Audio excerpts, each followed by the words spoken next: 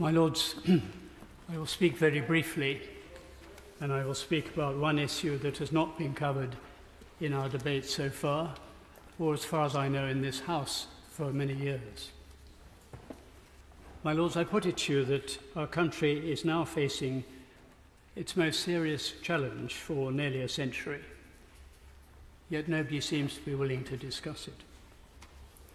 I refer to the sheer scale of current immigration and its implications for the future scale and nature of our society. Over the past 20 years, the UK population has grown by 8 million. That is roughly 8 times the population of Birmingham. 85% of that growth has been due to the arrival of migrants and their subsequent children. As a result, the ethnic proportion of our population is now already 21%.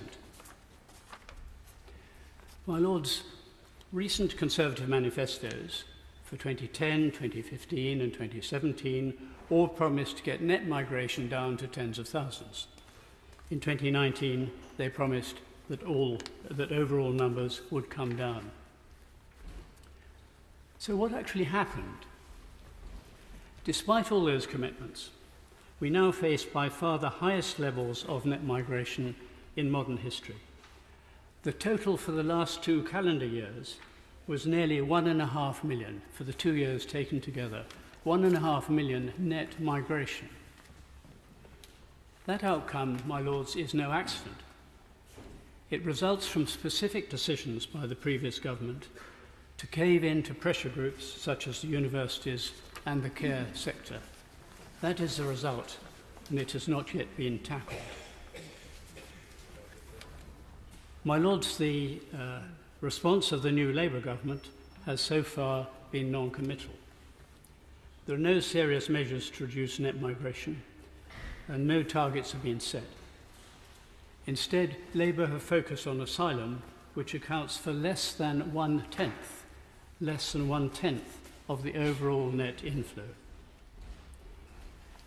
Yet even if they were able to achieve a reduction in net migration, let us say to 350,000 a year, about a third of the present level,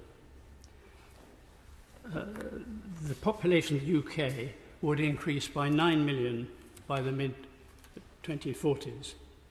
That is roughly the population of London. So the impact on housing and public services will be immense. My Lords, the social aspects are no less important. Unless the new government gets a firm grip of immigration, it's likely that children born today to an Indigenous British couple will find themselves in a minority in our country by the time they reach their late 40s. Yes, my Lords, a minority in their own country.